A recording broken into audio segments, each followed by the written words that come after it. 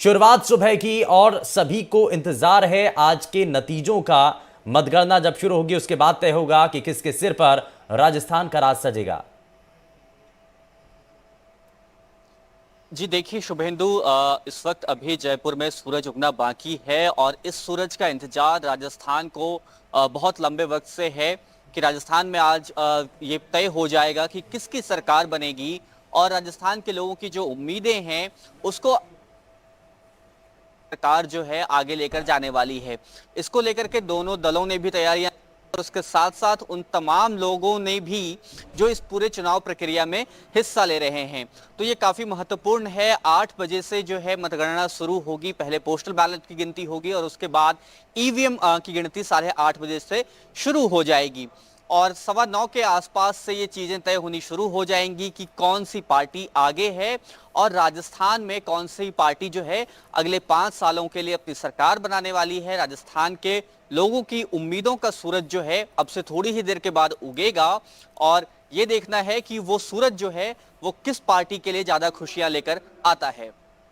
सोमू जरा एक बार तस्वीरें दिखाइए, क्योंकि पहली नजर सबसे पहले आज के मतगणना केंद्रों पर क्या अभी तक तस्वीरें हैं, सुरक्षा व्यवस्था, क्योंकि सुबह से ही हम देख रहे हैं कि हलचल थोड़ी ज़्यादा है और पहले से ही तैयारियां की जाती हैं। तो जब वोटों की गिनती शुरू होगी तो उससे पहले मतगणना स्थल पर तस्वीरें क्या है, एक बार जरा आप दिखाइए। जी देखिए, मैं इस वक्त भारतीय जनता पार्टी के कार्यालय के बाहर हूँ क्योंकि यहाँ पर भी कई सारी चीजें होनी हैं। मतगणना को लेकर के पुख्ता तैयारियां की है निर्वाचन विभाग ने। रैंडमाइजेशन की प्रक्रिया सुबह 5 बजे ये तय हुआ कि किस टेबल पे कौन से 4 कर्मी होंगे और उसके बाद उन कर्मियों को अभी 6 बजे पहुंचना है हर केंद्र पर, क्योंकि 5 बजे सुबह ही ये तय हुआ है कि उन्हें किस केंद्र पर पहुंचना है। ये प्रक्रिया इसलिए की जाती है ताकि गोपनीयता बनी रहे और जो एक विश्वास है चुनाव प्रक्रिया में, चुनाव के संपादन में, वो निर्वाचन विभाग के प्रति बनी रहे। उसके साथ सुरक्षा के त्रिस्तरीय इंतजाम किए गए हैं हर जगह पर और उसके साथ साथ तमाम वो इंतजाम किए गए हैं जिसके जरिए वोटर्स को एक संदेश दिया जा सके कि आपने जिसका चयन किया है उसका चयन काफी पारदर्शी तरीके से हुआ है। साथ ही राजनीतिक दलों के प्रतिनिधियों को भी ये विश्वास हो। तो ये तमाम प्रक्रियाएं की गई हैं और अब से थोड़ी देर के बाद उस प्रक्रियाओं के जो अंतिम रूप है जिसके लिए उसकी शुरुआत हो जाएगी। बिल्कुल। और ये जो तैयारियां हैं, जो तस्वीरें हैं, क्योंकि आज दोनों पार्टियों के लिए बड़ा महत्वपूर्ण दिन है, बीजेपी, कांग्रेस, और इसलिए सोमू जो हैं वो भारतीय जनता पार्टी कार्यालय के बाहर इस वक्त मौजूद हैं। और जाहिर तौर पर सोमू अब से कुछ ही देर बाद क्योंकि हलचल वहाँ पर बढ़ जाएगी, क्योंकि आज जो नतीजे सामने आएंगे वो 2024 के और एक संकेत देंगे, क्योंकि इसको सत्ता का सेमीफाइनल भी माना जा रहा है। तो तैयारियां वहां पर भी हैं, क्योंकि हमने कई जगहों पर देखा कि मिठाइयों के ऑर्डर दिए जा रहे हैं, कई जगहों पर अभी से लड्डू की बुकिंग कर दी गई है। जी बिल्कुल, भारतीय जनता पार्टी के कार्यालय के बाहर भी तैयारियां हैं और कल हमने देखा था कि कांग्रेस पार्टी के कार्यालय के बाहर भी तैयारियां उसी प्रकार से की गई हैं, क्योंकि जो एग्जिट पोल्स आए हैं हमने देखा है कि दोनों दलों को ये उम्मीद है अलग अलग एग्जिट पोल में कि उनकी सरकार बन रही है। इसलिए यहाँ पीछे भारतीय जनता पार्टी के कार्यालय के बाहर टेंट लगाया गया है और वहां पे वो तमाम इंतजाम किए गए हैं कि कार्यकर्ता यहाँ पर इकट्ठा होकर के चुनाव परिणाम को देख सकें। और उसके साथ साथ जश्न की भी तैयारियां धीरे धीरे शुरू हुई हैं। अब देखना तो ये होगा कि जश्न की तैयारियां तो दोनों ने की हैं, कौन जश्न मना पाता है ये देखना अभी बाकी है। यानी कि जश्न कौन बनाता है, इसको ज़रा हम देखेंगे तस्वीरों के ज़रिए। लेकिन इस बीच हमारे साथ हमारे एक और संवाददाता मुबारिक भी जुड़ चुके हैं। मुबारिक, क्या अभी तक जानकारी है, क्या तस्वीरें हैं, कहां पर इस वक्त आप मौजूद हैं?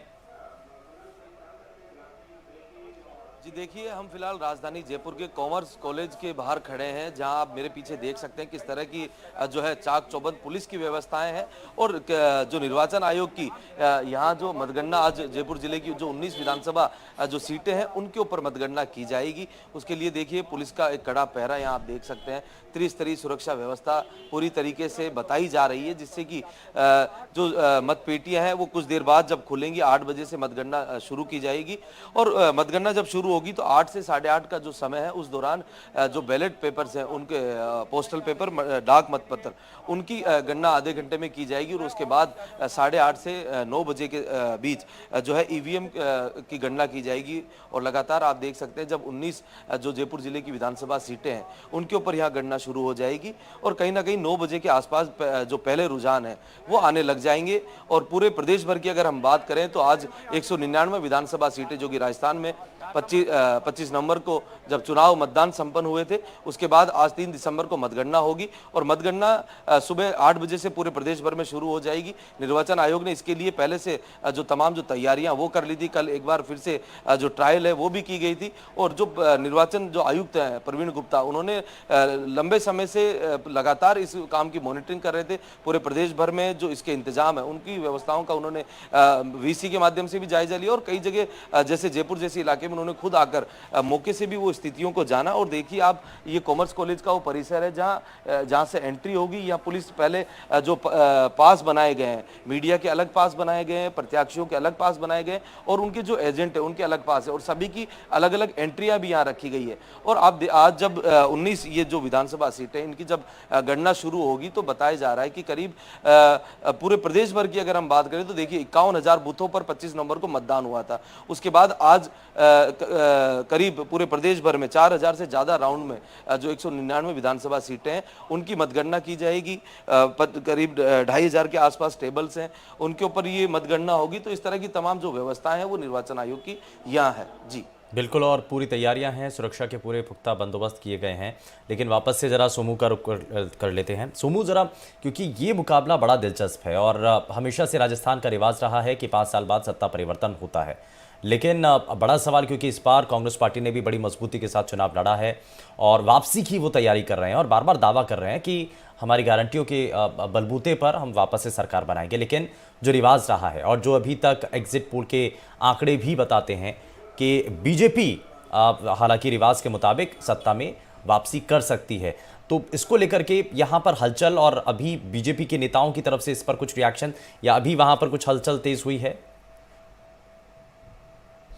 देखिए, इस वक्त यहाँ पर बहुत हलचल तो तेज नहीं हुई है। हाँ, ये जरूर है कि कुछ तैयारियां की गई हैं और ये इंतजाम किए गए हैं कि यहाँ पे कार्यकर्ता एकजुट हों और यहाँ पर वो चुनाव परिणाम देख सकें।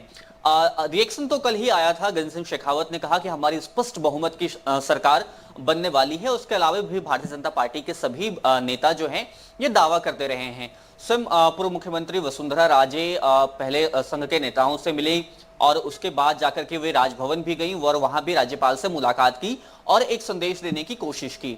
तो भारतीय जनता पार्टी के भी नेता काफी सक्रिय हुए हैं, उनकी कल बैठक भी हुई है और कई तरह की और भी चर्चाएं हैं जयपुर में कि दोनों दलों ने अपने अपने स्तर से यह तैयारी की है कि अगर उन्हें निर्दलीय या फिर दूसरे दलों के जो उम्मीदवार हैं जो जीत कर आते हैं उनकी जरूरत पड़ती है तो उसको लेकर के भी तैयारियां की हैं दोनों ही दलों ने। तो ये तमाम तैयारियां जो हैं साफ तौर पे ये बता रही हैं कि दोनों ही दल अपने अपने स्तर से इस कोशिश में लगे हुए हैं कि अंतिम समय में भी कोई भी मौका वो चूके नहीं और अगर कोई भी ऐसी स्थिति बनती है कि वे सरकार बनने के करीब पहुंचते हैं तो वे अपनी स्तर से पूरी तैयारी करेंगे और राजस्थान में अपनी सरकार बनाने के लिए प्रयास करेंगे। ठीक है, ये इस पर नजरें रहेंगी और क्या वहां पर तैयारियां हैं और जैसे जैसे रुझान आएंगे वैसे वैसे सोमू का रुख भी किया जाएगा। बीजेपी ऑफिस में क्या हलचल रही हैं, कांग्रेस मुख्यालय पर क्या तस्वीरें होंगी, वो भी हम अपने सभी दर्शकों को दिखाएंगे। लेकिन ज़रा मुबारिक का रुख कर लेते हैं। मुबारिक, अभी तक क्योंकि वहाँ पर जो टीम है, पोलिंग पार्टियाँ हैं जो मतगणना केंद्रों पर पहुँचना जिनका सुबह से ही शुरू हुआ था, वो पहुँच चुके हैं, वो अपना व्यवस्था अपनी तैयारियाँ कर रहे हैं? जी बिल्कुल, देखिए शुभेंदु सुबह से ही और हम कह सकते हैं कल रात से ही जो मतदान जो कर्मी हैं जो अंदर काम कर रहे हैं, आज मतगणना में वो जो ये काम करेंगे जिसका जिम्मा उनके कंधों पर है, तो वो लोग यहाँ सुबह से ही कल रात से ही पहुंच चुके थे। उनकी जो तमाम टीमें हैं वो यहाँ पहुंच चुकी थी और निर्वाचन आयोग के जो अधिकारी हैं वो लगातार इस चीज़ की मॉनिटरिंग कर रहे थे, जिसके चलते आप देख सकते हैं कल सुबह से ही जो यहाँ जो व्यवस्थाएं हैं। और हम व्यवस्थाओं की अगर बात करें तो देखिए पिछला चुनाव भी हमने देखा, उस समय अलग व्यवस्थाएं थी, लेकिन इस बार कहीं ना कहीं जो निर्वाचन आयोग की जो व्यवस्था है उनकी सराहना करनी होगी, क्योंकि हर जगह से अलग अलग एंट्रियां दी गई है, अलग पार्किंग व्यवस्था की गई है और खासतौर पर जो आदर्श आचार संहिता उसका भी उल्लंघन ना हो, क्योंकि इस परिसर में पूरी तरीके से त्रिस्तरीय सुरक्षा व्यवस्था हम कहेंगे। देख सकते हैं आप पुलिसकर्मी किस तरीके से मुस्तैदी के साथ यहाँ खड़े हैं और यहाँ जांच पड़ताल की जा रही है। उसके बाद आगे मेटल डिटेक्टर लगा हुआ है, फिर वहां जांच की जा रही है और उसके बाद प्रत्याशी हो या जो अन्य जो पास धारक है उनको आगे अनुमति दी जा रही है। क्योंकि आगे कभी देखिए जो आदर्श आचार संहिता निर्वाचन आयोग की ओर से लगाई गई है उसमें जब नतीजे धीरे धीरे सामने आ जाएंगे तो उसमें यह कहा गया है कि किसी तरह का जुलूस या किसी तरह का कोई भी ऐसा पटाखे चलाना या किसी भी तरह की कोई भी अन्य चीज जो गतिविधि होती है कि जिससे आचार संहिता का उल्लंघन होता हो, उन तमाम चीजों पर यहाँ इस इलाके में रोक रहेगी। किसी भी तरह का कोई जुलूस या रैली नहीं निकाली जाएगी। ये सारी चीजें यहाँ की गई है। पुलिस देखिए अब किस तरीके से मुस्तैदी से काम कर रही है और अंदर जब ये चले जाएंगे प्रत्याशी तो 8 बजे के करीब मतगणना शुरू होगी और मतगणना 8 से 8:30 तक जो है पोस्टल बैलेट्स की जो है गणना की जाएगी। प्रदेश भर के करीब 70,000 पोस्टल बैलेट्स हैं, उनकी गणना होगी और वो करीब आधे घंटे से पौने घंटे में करीब समाप्त करके और उसके बाद फिर ईवीएम की गणना की जाएगी। और ईवीएम की गणना धीरे धीरे, और बताया जा रहा है कि ईवीएम की जब गणना होगी तो 9 से 9:15 तक पहला रुझान आने की संभावना बताई जा रही है। जी शुभेंदु। ठीक है, और 9 से 9:15 बजे तक पहला रुझान सामने आएगा जिसका सभी को इंतजार है और सुबह से ही लगातार हम अपने सभी दर्शकों तक ये तस्वीरें पहुंचा रहे हैं। सोमू आनंद जो बीजेपी मुख्यालय पर इस वक्त मौजूद हैं, दूसरी तरफ जयपुर से हमारे संवाददाता मुबारक भी लगातार हमारे साथ बने हुए हैं। लेकिन सोमू जरा, क्योंकि ये मुकाबला बड़ा कड़ा है और कई ऐसी हाई प्रोफाइल सीटें हैं, किशनगढ़ हो गई, सांचौर हो गई, बड़ा विरोध हुआ, बड़ा हंगामा हुआ, जो निर्दलीय हैं, जो बागी हैं, उनकी भी भूमिका बड़ी खास और अलग नज़र आती है और पिछले चुनाव में भी ऐसा ही दिखाई भी दिया था। लेकिन इस चुनाव के अंदर, क्योंकि अभी परिणाम आना बाकी हैं, लेकिन बीते रोज़ से ही दिखाई दिया कि बड़े नेता जो हैं वो बागियों से, निर्दलीय कैंडिडेट से संपर्क साधने की कोशिश करते रहे। कुछ ऐसे नेता हैं जो कि अलग अलग जो बड़े चेहरे हैं उनसे मुलाकात करते हुए दिखाई देते हैं। वसुंधरा राजे सिंधिया जिस तरीके से संघ के कुछ प्रचारकों से मुलाकात करती हैं, राज्यपाल से मिलती हैं, हालांकि उसको एक आम मुलाकात के तौर पर माना जाता है, शिष्टाचार मुलाकात उसको कह दिया जाता है। लेकिन इस सब के मायने क्या हैं? परिणाम से पहले ये मुलाकात कितनी खास? और जी देखिए, दोनों ही दलों को ये लग रहा है कि कहीं ना कहीं वे बहुमत के आंकड़े से थोड़े दूर रहने वाले हैं और इसका अंदेशा है।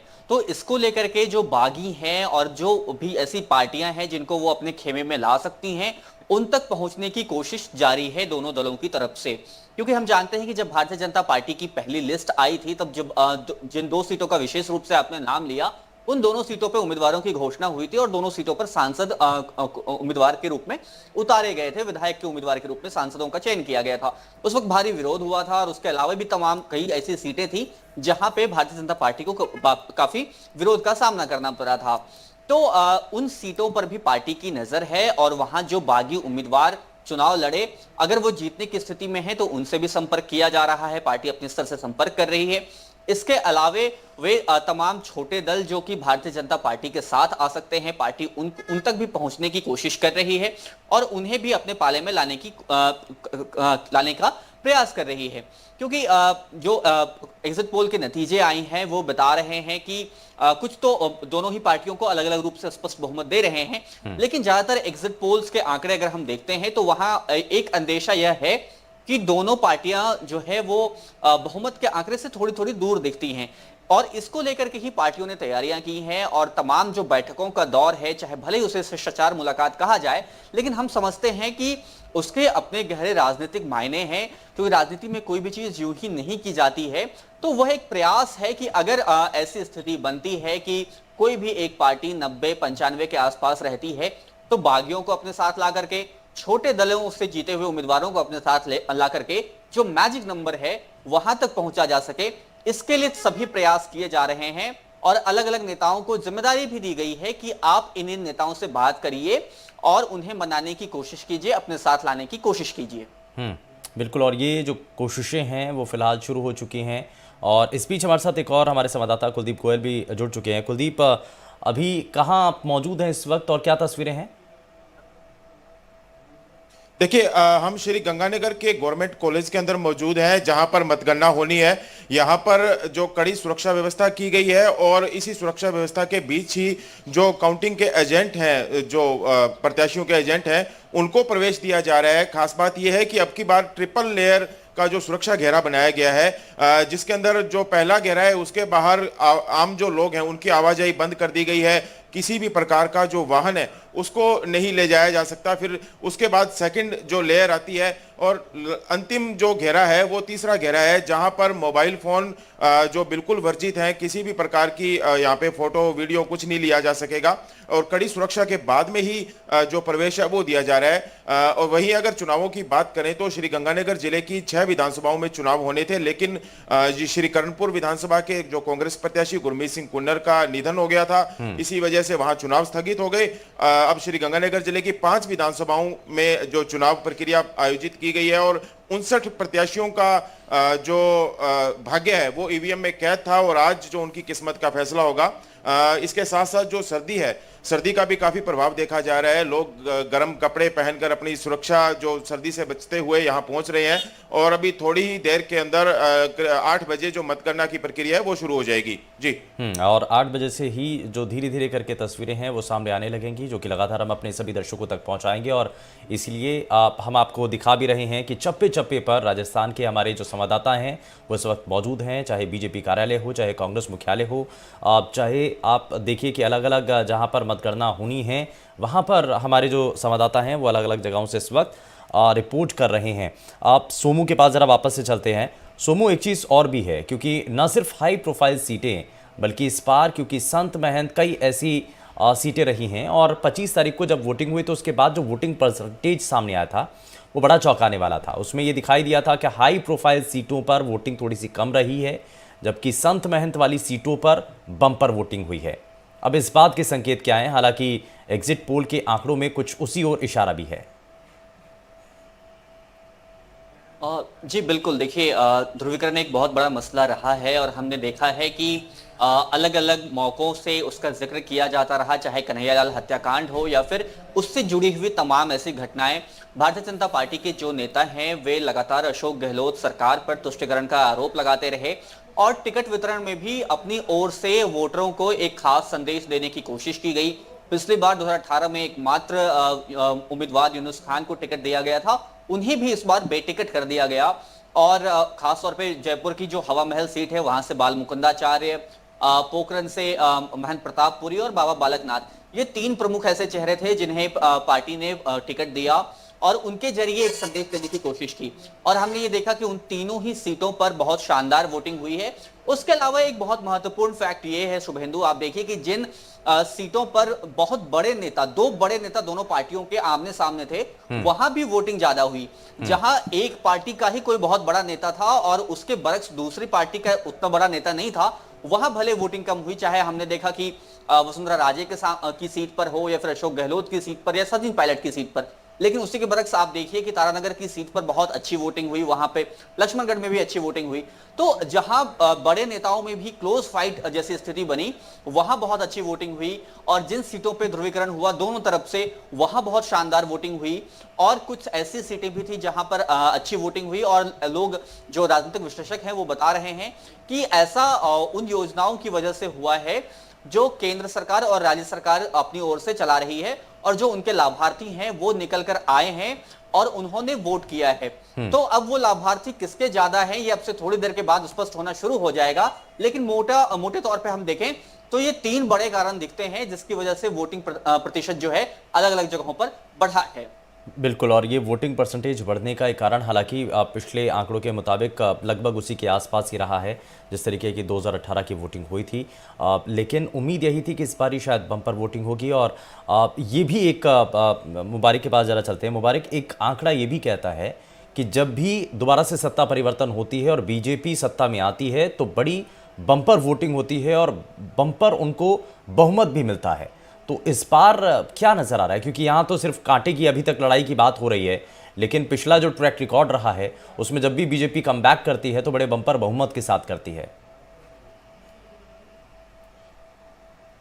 शुभेंदु, ये बात आपने ठीक कही कि अब तक का अगर हम 1998 से लेकर 2018 तक के विधानसभा चुनाव की अगर बात करें तो जब जब वोटिंग परसेंटेज जो है वो कम हुआ है तो उस समय कांग्रेस की सरकार बनी है, और जब जब बढ़ा है तो वहाँ भाजपा की सरकार बनी है, ऐसा हमने देखा है। लेकिन इस बार का ये जो चुनाव है वो बिल्कुल एकदम नए तरीके से, नए आंकड़ों के साथ, और नई नई जो चीज़ें इस चुनाव में हमने देखी, आपने देखी, और तमाम जो दर्शक हैं उन्होंने देखी कि किस तरह जो चीज़ें हैं वो बदली हैं। चाहे ध्रुवीकरण की हम बात करें, चाहे महिला वोटर्स की जो परसेंटेज है वोट मतदान का वो बढ़ा है, नए जो 22 लाख के करीब जो नव वोटर्स थे उनका वोटिंग परसेंटेज भी बढ़ा है। तो ये तमाम वो फैक्टर्स थे जिनसे जो वोटिंग परसेंटेज बढ़ा है। तो एक बड़ा कारण ये भी माना जाता है कि हर बार जितना परसेंटेज बढ़ता है, जब भी बीजेपी की सरकार बनती है उतना परसेंटेज इस बार नहीं बढ़ा है। इस बार 75.74 है, तो पिछली बार का अगर हम देखें तो माफ कीजिए 75.45 है, और इस बार कुछ मतलब 0.74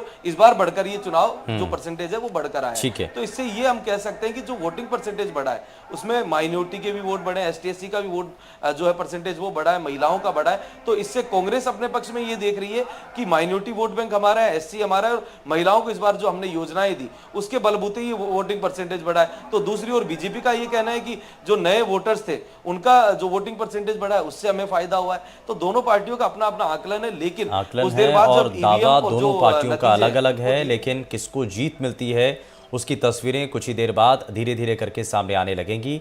प्रदेश के अलग अलग हिस्सों में हमारे संवाददाता लगातार बने हुए हैं। बहुत शुक्रिया हमारे तीनों ही संवाददाताओं का, सोमू, मुबारक और कुलदीप, इस पर जानकारी देने के लिए। एक छोटे से ब्रेक के लिए रुक रहे हैं, लेकिन राजस्थान में किसका राज होगा इस पर यह बड़ी कवरेज NDTV राजस्थान पर लगातार जारी है।